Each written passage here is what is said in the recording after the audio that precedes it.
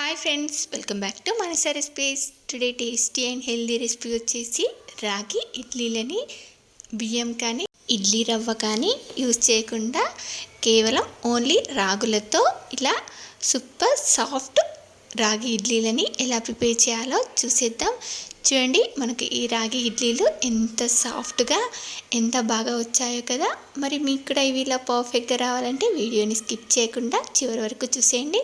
మరి ఇప్పుడు లేట్ చేయకుండా ఇలా సూపర్ సాఫ్ట్ రాగి ఇడ్లీలని అలాగే దీనిలోకి టేస్టీ చట్నీని కూడా ఎలా ప్రిపేర్ చేయాలో చూసేద్దాం పదండి. వీటిని చేసుకోవడానికి ముందుగా ఇలా మిక్సీ జార్లోకి ఒక 2 కప్పుల రాగులని తీసుకుంటున్నాను. ఈ రాగులని మనం ఇడ్లీ రవ్వలా ఇలా గ్రైండ్ చేసుకోవాలి. మనకు ఇడ్లీ రవ్వ ఎలా ఉంటుందో అలా బరకగా గ్రైండ్ చేసుకొని ఇలా ఒక బౌల్లోకి తీసేసుకోవాలి.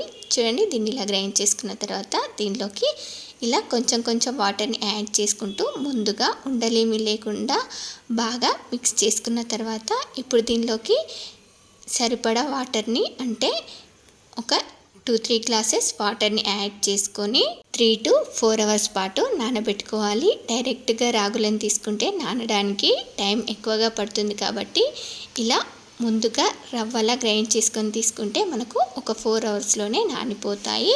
ఇలా నానబెట్టి మూత పెట్టి ఒక 4 అవర్స్ పక్కన పెట్టేయండి. అలాగే ఇంకో బౌల్లో 2 కప్పుల రాగులు తీసుకున్నాం కాబట్టి 1 కప్పు మినప్పప్పు, గుండు మినప్పప్పు, అలాగే ఒక 1/2 టీ స్పూన్ మెంతులను తీసుకొని దీన్ని కూడా నీట్గా వాష్ చేసుకొని మళ్ళీ తిరిగి వాటర్ని యాడ్ చేసుకొని దీన్ని కూడా ఒక 4 అవర్స్ పాటు నానబెట్టుకోవాలి. చూడండి, ఇలా ఒక 4 అవర్స్ తర్వాత మనకు మినప్పప్పు అలాగే రాగి రవ్వ కూడా నానిపోయింది. ఇప్పుడు ఈ నానబెట్టుకున్న ఈ మినప్పప్పుని మిక్సీ జార్లో వేసుకొని మెత్తగా సాఫ్ట్గా గ్రైండ్ చేసుకోవాలి. వీలైతే కొంచెం కూల్ వాటర్ని యాడ్ చేసుకొని గ్రైండ్ చేసుకోండి. ఇలా పిండిని సాఫ్ట్గా గ్రైండ్ చేసుకొని ఒక బౌల్లోకి యాడ్ చేసుకోండి. పిండిని గ్రైండ్ చేసుకునేటప్పుడు కూల్ వాటర్ని యాడ్ చేసుకోవడం వల్ల మనకు మిక్సీ జార్ వేడెక్కకుండా పిండి కూడా రోట్లో రుబ్బినట్టుగా వస్తుంది. చూడండి, నెక్స్ట్ మనం నానబెట్టుకున్న రాగి పిండిలో ఇలా పైన వాటర్ పేరుకున్నాయి కదా, ఈ వాటర్ని తీసేసి ఈ రవ్వని ఇలా చేతితో పిండుకుంటూ మనం ఇడ్లీ రవ్వని ఎలా అయితే పిండుకొని వేసుకుంటామో అలా ఈ రాగి రవ్వని కూడా పిండుకొని యాడ్ చేసుకోవాలి. చూడండి, దీన్నంతా కూడా ఇలా బాగా కలిసేలాగా వీడియోలో చూపిస్తున్నట్టుగా ఒక 4 to 5 మినిట్స్ వరకు ఇలా బాగా మొత్తం కలిసేలాగా కలుపుకోవాలి. ఇలా చేతితో బాగా కలుపుకున్న తర్వాత ఇప్పుడు దీనిపై మూత పెట్టి దీన్నంతా కూడా నైట్ అంతా ఫర్మెంట్ చేసుకోవాలి. ఇలా నైట్ అంతా ఫర్మెంట్ చేసుకున్న తర్వాత చూడండి, ఉదయానికల్లా మనకు ఈ పిండి చక్కగా ఫర్మెంట్ అయ్యి చూడండి సైడ్లకి కూడా పొంగుతుంది. అందుకనే మనం ఇడ్లీ కానీ దోశ పిండి కానీ ఫర్మెంట్ చేసుకునే ముందు ఇలా కింద ఒక ప్లేట్ పెట్టామంటే కింద పడిపోకుండా ప్లేట్లోనే ఉంటుంది. చూసారు కదా, మనకు పిండి ఎంత బాగా పులిసిందో. ఇలా పిండి ఎంత బాగా పులిస్తే మనకు ఇడ్లీలు కూడా అంత సాఫ్ట్గా వస్తాయి. పిండిని చూస్తుంటేనే అర్థమవుతుంది మనకు ఇడ్లీలు ఎంత సాఫ్ట్గా వస్తాయో. చూడండి, ఇప్పుడు కావాల్సినంత పిండిని ఒక బౌల్లోకి తీసుకొని మిగతా పిండిని ఫ్రిడ్జ్లో పెట్టేయండి.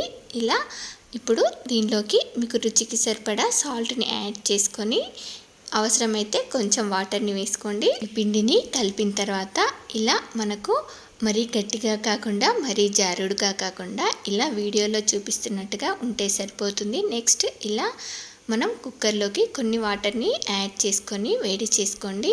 అవి వేడయ్యేలోపు ఇలా ఇడ్లీ పాత్రలకి కొంచెం నెయ్యిని కానీ ఆయిల్ని కానీ అప్లై చేసుకొని ఇలా ఇడ్లీ ప్లేట్లలోకి పిండిని ఇలా ఫుల్గా కాకుండా సగానికి కొంచెం ఎక్కువ పెట్టారంటే మనకు పొంగిన తర్వాత ఇడ్లీలు ఉబ్బుతాయి కాబట్టి ఇలా సగానికి కొంచెం ఎక్కువ పెట్టేసుకోండి. చూడండి, ఇలా అన్నింటికి పెట్టుకున్న తర్వాత లాస్ట్ కింది ప్లేట్ ఒక్కటి వదిలిపెట్టి ఈ ఇడ్లీ ప్లేట్లని పెట్టేసుకోండి. ఈ ప్లేట్లో కూడా ఇడ్లీలు పెట్టారంటే వాటర్ చేరి ఇడ్లీలు సరిగ్గా రావు. చూడండి, ఈలోపు మనకు వాటర్ కూడా వేడైపోయాయి. ఈ ఇడ్లీ పాత్రలను పెట్టేసి మనం నార్మల్గా ఇడ్లీలని ఎంతసేపు అయితే కుక్ చేసుకుంటామో అంతసేపు కుక్ చేసుకోండి, ఒక 15 మినిట్స్ పాటు. నెక్స్ట్ ఇడ్లీలు అయ్యేలోపు మరో పక్కన చట్నీని ప్రిపేర్ చేసుకుందాం. చూడండి, ఇలా చట్నీ కోసం ముందుగా కొంచెం ఆయిల్ వేసుకొని మీకు కారానికి సరిపడా పచ్చిమిర్చి, అలాగే కొంచెం జీలకర్ర, కొన్ని ధనియాలను వేసుకొని ఫ్రై చేసుకోవాలి. ఇవి కొంచెం ఫ్రై అయిన తర్వాత ఇలా మిక్సీ జార్లో వేసుకొని నెక్స్ట్ ఇదే ప్యాన్లోకి 1 కప్పు పల్లీలను వేసుకొని మంటని సిమ్లో పెట్టి వీటిని ఇలా దోరగా ఫ్రై చేసుకొని వీటిని కూడా ఇలా మిక్సీ జార్లో వేసుకొని నెక్స్ట్ దీనిలోకి 1 అరకప్పు పచ్చి కొబ్బరిని వేసుకుంటున్నాను.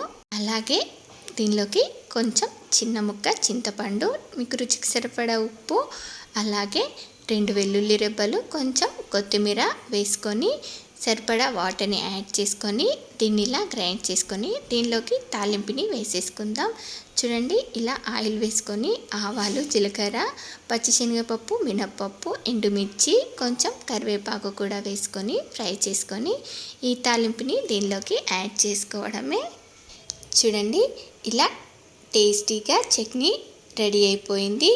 ఈ చట్నీ అయ్యేలోపు మరో పక్కన ఇడ్లీలు కూడా ఉడికిపోయాయి. ఇలా ఒక 15 మినిట్స్ మనం ఇడ్లీలని కుక్ చేసుకున్నట్టుగా కుక్ చేసుకొని స్టవ్ ఆపేసి ఒక 5 నిమిషాల తర్వాత ఓపెన్ చేస్తే చూడండి, మనకు ఇడ్లీలు ఎంత సాఫ్ట్గా ఫ్లఫీగా ఎంత బాగా కుదిరాయో కదా. చూస్తుంటేనే అర్థమవుతుంది కదా మనకు ఎంత బాగా కుదిరాయో. ఇలా మనకు ఎండాకాలంలో ఇడ్లీ పిండి బాగా పులుస్తుంది కాబట్టి ఇడ్లీలు కూడా ఇలా సాఫ్ట్గా బాగా వస్తాయి. చూడండి, ఇలా మనకు రాగులతోనే ఇడ్లీలు ఎంత సాఫ్ట్గా ఎంత బాగా కుదిరాయో కదా. మరి ఇలా సింపుల్గా హెల్తీగా రాగి ఇడ్లీలని మీరు కూడా ఒకసారి ఇలా తప్పకుండా ట్రై చేయండి. బియ్యం కానీ ఇడ్లీ రవ్వ కానీ ఏమీ యూజ్ చేయకుండానే ఇలా సూపర్ సాఫ్ట్ రాగి ఇడ్లీలు రెడీ అయిపోయాయి. చూడండి, మనకు ఈ రాగి ఇడ్లీలు ఎంత సాఫ్ట్గా ఎంత స్పాంజీగా ఎంత బాగా వచ్చాయో కదా. ఈ రాగి ఇడ్లీలని ఇలా సాఫ్ట్గా స్పాంజీగా చేసుకొని వేడి వేడిగా ఇలా పల్లి చట్నీ లేదా సాంబార్, ఇంకా నాన్ వెజ్ తినేవారైతే చికెన్తో కూడా సర్వ్ చేసుకోండి. చికెన్తో సూపర్ టేస్టీగా ఉంటాయి. చూడండి, ఇలా చాలా ఈజీగా సింపుల్గా హెల్దీ అండ్ టేస్టీ రాగి ఇడ్లీలు రెడీ అయిపోయాయి. మరి మీకు కూడా నచ్చాయా? అయితే మీరు కూడా ట్రై చేస్తారా? ట్రై చేశాక ఎలా కుదిరాయో కామెంట్ బాక్స్లో తప్పకుండా షేర్ చేసుకోండి. అలాగే మీకు ఈ రెసిపీ కనుక నచ్చినట్లయితే మీ ఫ్రెండ్స్ అండ్ రిలేటివ్స్కి కూడా షేర్ చేయండి. మరిన్ని టేస్టీ అండ్ హెల్దీ రెసిపీస్ కోసం మానస రెసిపీస్ ఛానల్ని సబ్స్క్రైబ్ చేసి దాని పక్కనే ఉన్న బెల్ సింబల్ని క్లిక్ చేయండి. Thank you for watching my video.